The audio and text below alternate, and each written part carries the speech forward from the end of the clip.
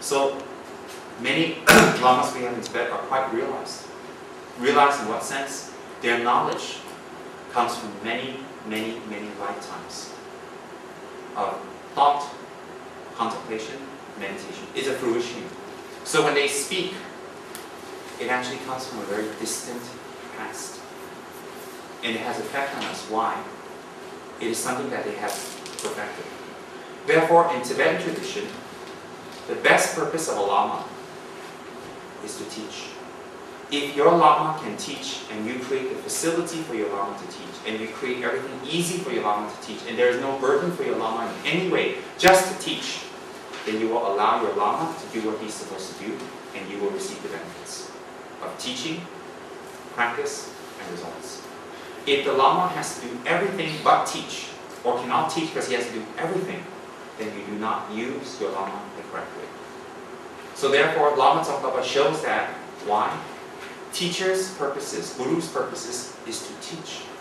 How is it most important? It is only by teaching and expounding the Dharma can we gain knowledge and realization. Without realization and knowledge, there is no Dharma. You can build temples, you can build statues, you can do pujas, you can put light and incense and flowers, and you can put pyube, allocate, and event, food, all that on a tray, and you go like that in front of the Buddhas, and you ring the bell. Nothing happens. Why? Anybody can do that. You can teach a monkey to do that. Tibetans do that. Even a monkey can come with a tray and go like that in front of the Buddha, and then ring the bell. Nothing happens. What is Dharma? What is puja? Puja means clear problem, clear obstacle. By listening to the Dharma and practicing the Dharma, you're doing puja. So the most important part of a Lama is to teach. Most important. When a Lama cannot teach and you interrupt him with all kinds of stupid, silly things and excuses and not doing work and breaking promises and not fulfilling. If the Lama's overwhelmed by that and he cannot teach, his energy is drained, your purpose is not fulfilled, his incarnation is wasted. We say in Tibet, cholar is wasted. Some Lamas actually die early, they go off because they cannot do what they're here to do. Many cases of that, they die off. Many, many cases. One of my gurus, same thing, Rinpoche, he told me his previous life just died off. For 7 years he remained completely silent. He was so unhappy with his students and having to repeat things to them all the time and disappointing them. He remained completely silent for 7 years. He never talked. And then at the end of the 7th year of silence, he went into meditation and passed away. He told me himself. I was like, oh. So what happens is, when you don't let your Lama teach, and you make him do everything else, you waste him. And you waste yourself. And you waste the opportunities. Why? Everybody has something good they can do.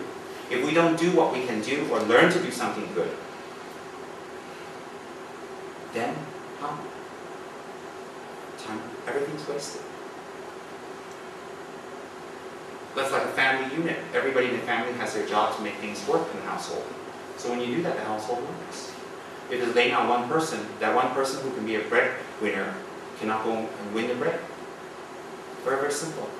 So the function of a Lama, the highest function, the only function, and the real function, the real job of a Lama is to turn the wheel of the Dharma. And that is so important. That's why Lama Tsongkhapa shows his hand gesture. Out of all the gestures a Buddha can have, he shows his hand gesture like this, meaning the highest job is teaching the Dharma. And only by Dharma can I bring you happiness. Only by Dharma can I change your life. Only by Dharma can I bring you benefit. Only by Dharma. So that is the highest and most important. Therefore his hand is in this gesture. Dhamma Tsongkhapa.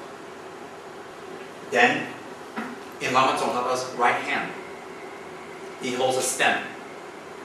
The stem is green and sprout and clear, not thick like a robe, thin and clear.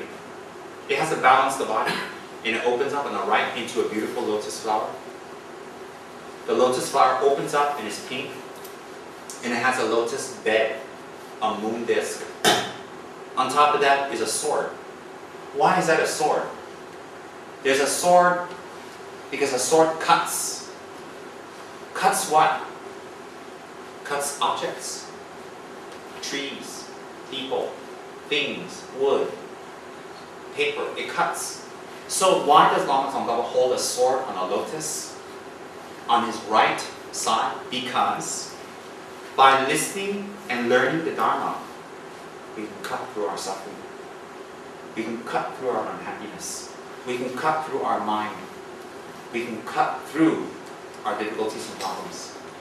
And why is a sword on the lotus? The sword is on the lotus because a lotus represents compassion, love, matre, in Sanskrit matre. Love and compassion motivates this sword, meaning this sword cannot harm you. It cannot damage you. But it can cut away things that damage you. Why? Because it's motivated by compassion. Then, on the left, you have another stem of the lotus. And on top of the lotus is a Dharma book. In the Dharma book there. The Dharma book is in Tibetan form.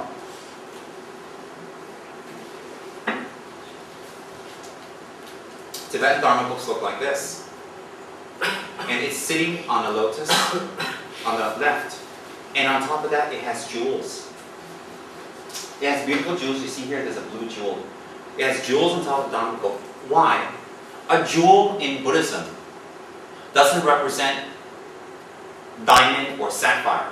We call it yeshinobu, wish-fulfilling jewel. Why is it a wish-fulfilling jewel? Because the Dharma or the Dharma book or the learning of the Dharma, understanding of the Dharma is symbolizing you have a jewel. What does a jewel do for you? It removes your poverty, your problems, your difficulties.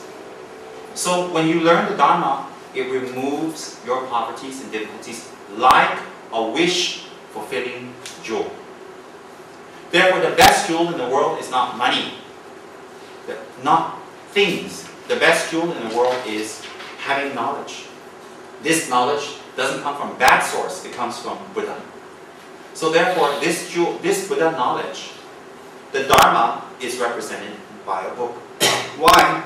We get knowledge from a book.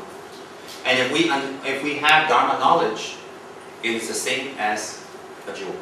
Why? Jewels alleviate or take away poverty and difficulties and financial problems. Dharma, jewel, takes away suffering. Therefore, when Lama Tsongkhapa has a book on the lotus here, what does it represent? When you pray to Lama Tsongkhapa, when you meditate to Lama Tsongkhapa, when you make offering or puja to Lama Tsongkhapa, if you do Lama Tsongkhapa's mantra, what happens? Your knowledge will increase, your wisdom will increase, your memory will increase, your ability to speak will increase, your words will increase, the power of your speech will increase, composition will increase, writing, science, learning, arts, drawing, music, anything related to music, art, writing, composition, debate, anything related to learning and memory and comprehension, understanding, can be achieved by praying and doing puja to Lama Tsongkhapa. So if you wish to learn, you wish to have a very sharp mind, if you want your mind to be clear and aware and quick and fast, then you do puja and prayer to Lama Tsongkhapa as your main Buddha. If Lama Tsongkhapa is your main Buddha, many part of the mind will become better. Much, much better. So when Lama Tsongkhapa holds a Dharma book, it represents what? It represents that if you pray, meditate, focus, chant, if you make him your Buddha and you do puja to him, and you give yourself to Lama Tsongkhapa, everything having to do with learning, right? Understanding, clarity, awareness, quickness, sharpness, intelligence, debating, talking, art, music, science will increase. Why? He is the Buddha of wisdom and knowledge, understanding, perfection of the mind.